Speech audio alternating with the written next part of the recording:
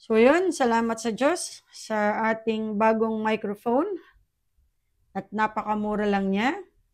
And may ginawa akong unboxing video na may upload ko and ilalagay ko doon kung ano yung link kung saan ko siya nabili. So since tinetest natin ngayon ang ating microphone, I also want to share a bit of my experience nung time na tinanggap ko na si Jesus na aking tagapagligtas, tumubos ng aking kasalanan. Sino ba ako bago ako nagkaroon ng interest? Every time we gathered for Bible study, nararamdaman ko na parang something is changing na hindi ko maintindihan. It was different from how I used to feel sa mga dati naming Bible studies. This time, ang naramdaman ko is I was fully engaged, listening carefully to Pastor Jai's words. And without even realizing it, I began praying more often. Hindi ko napapansin na nananalangin na pala ako palagi. Then one day, Pastor Jai encouraged us to start reading the Bible. At first talagang I wasn't interested. But one night, something pushed me to find the Bible that Pastor Jai and yung mga ibang church members namin na binigay sa akin years ago. And when I opened it, naiyak na naman ako. I couldn't read it anymore without reading glasses. That Bible had been with me for almost 9 years. And back then, I could read it clearly without any reading glasses. So I knelt down and prayed. And once again, all I could say was sorry. Sorry for ignoring him. Sorry for pushing him away. I didn't know why, but I just kept apologizing over and over again. For a couple of years, I remained consistent in prayer and Bible reading, eventually switching to listening to the audio Bible. And during that time, Pastor Jairus invited me to a gathering at NCCP when other pastors would be conducting interviews about the LGBT plus community. That's when I met Pastor Ray, na gwapong-gwapo, and of course, Pastor JD, na talagang gwapong-gwapo din. From that moment, they started asking questions. I noticed how gentle and compassionate they were. There were other LGBT there as well. And for the first time in a long time, I felt truly seen and heard. These pastors were different, loving, understanding, and genuinely interested in our experiences. During that meeting, I felt something I had not in a long time. It stirred something in me, a desire to reach out to my LGBT friends, to hear their struggles, and to understand if they too had faced discrimination from family, friends, and churches. What amazed me was realizing that I wasn't alone. The experiences I thought were mine alone were shared by so many others. It was both heartbreaking and comforting to know that we were in this together. For the first time in my life, I attended our church planning session. So yun yung mga ginawa ko walking with Jesus. And hindi ko alam eh, basta nangyayari na lang yung mga bagay. Alam niyo yun? Mahirap siyang ipaliwanag. Pero nangyayari yung mga bagay. So for the first time in my life, I attended our church planning session. And that's when I was deeply inspired by our resident pastor, which is si Pastor Ding Cristobal, na talagang laging may good vibes. At his passion for his work was undeniable.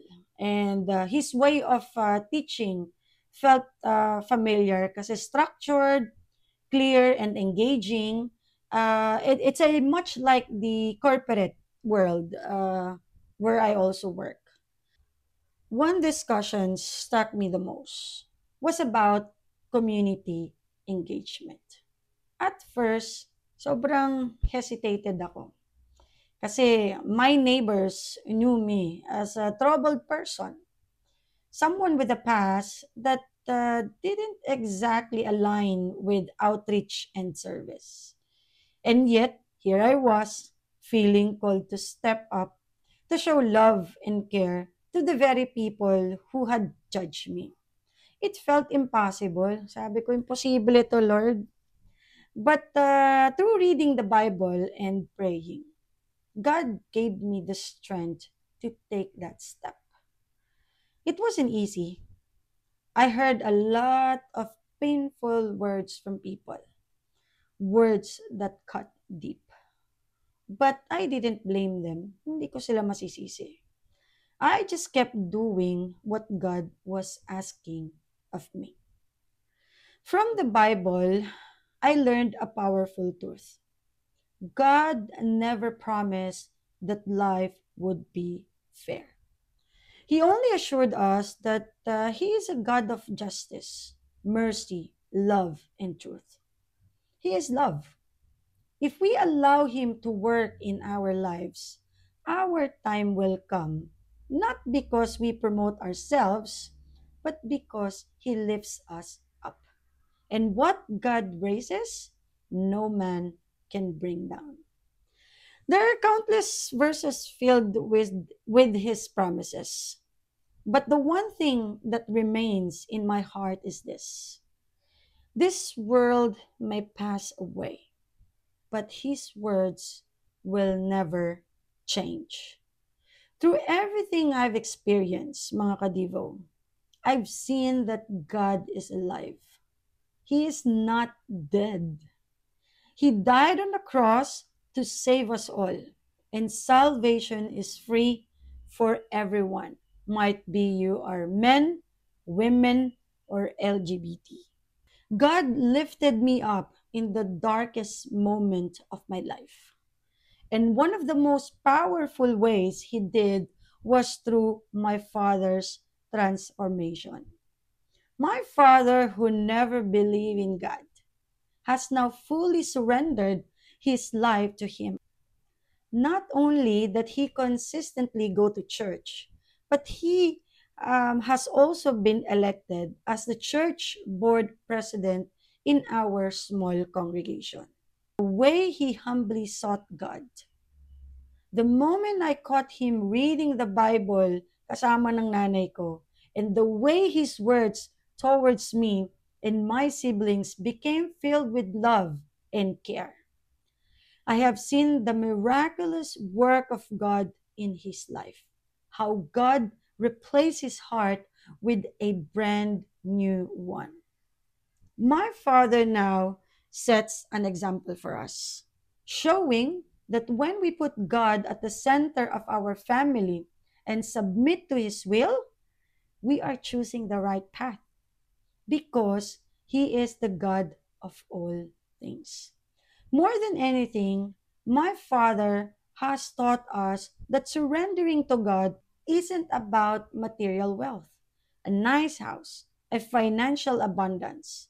To him, those things are just bonuses. True surrender is about receiving God's grace, grace that we don't deserve, yet He gave His only Son to save us. The way my father speaks now is so gentle and filled with love. I remember an incident when he thought he had hurt me with his words. Later, he and my mother visited me at home. And with kindness and humility, he explained what had happened. He didn't directly say, I'm sorry, but I saw it in his eyes. And through his gentle words, I knew more than anything that he wanted me to feel his love. God truly transforms hearts. And my father's life is living proof of that. When we genuinely surrender to God, He doesn't just open our eyes, He transforms everything around us. He protects us. And as He works within us, He also works in the lives of those around us. Surrendering to Jesus and allowing Him to be Lord over our lives is the greatest privilege. And it's the message I want to share in this broken world. My Father is far from perfect. Only God is truly perfect. But His transformation is a powerful testament to His faith in the one true King of Kings. Kapag may nawala, may papalit. Kapag merong papalit, may mawawala. And that's how God works within us. He also works in the lives of those around us. Dito sa ginagawa natin, hindi naman tao ang makakapagpabago sa kapwa niya tao. Nasusulat, it is written. Only God can change you. Only God can do impossible. Siya ang nag-create nitong mundo. And tayo ay nagpapagamit sa Panginoon dahil tayo sa pagtubos ng Diyos sa kasalanan natin, kung titignan natin yung kasalanan natin, kung tao lang yung Diyos, hindi niya tayo papatawarin. Pinako siya sa krus. Ang sabi niya, it is finished. Tapos na. Dati talaga wala tayong way paano tayo makakapunta at makakapiling ang Panginoon. Pero, alam mo yun, kaisa-isa niyang anak, ibinigay niya para tubusin ang kasalanan natin. And sino tayo para hindi magpatawad? Na kahit ang sakit-sakit na, kahit may nawala, ang sakit. 'Di ba? Pero sino tayo para hindi magpatawad? Kung ang Diyos nga pinatawad tayo sa kasalanan natin, sino tayo para hindi magpatawad? My journey with prayer and reading the Bible has changed so much over time. Before, nung wala pa akong intimate relationship with God, I only prayed when I needed something. Looking back, I realized I wasn't truly praying. I was just wishing, constantly asking without truly seeking Him. From memory, I read the Bible once, but I stopped because I became consumed with chasing wealth, believing it was the key to survival in this world.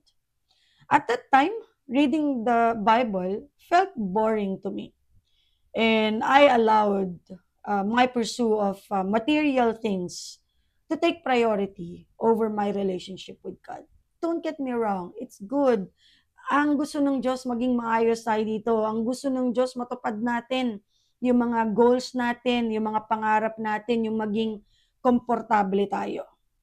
But now that I have an intimate relationship with God, my prayers have completely changed. Instead of just asking for what I want, I now pray for strength, wisdom, and guidance in making the right decisions. Every time I plan, I surrender it to Him. Lagong sinasabi, let your will be done in my life. Fully surrendering everything to Him. It doesn't matter where you are or how many times you pray, just keep praying. Pray when you're happy, pray when you are sad, pray even in the in-between moments, and have faith that God is working in your life.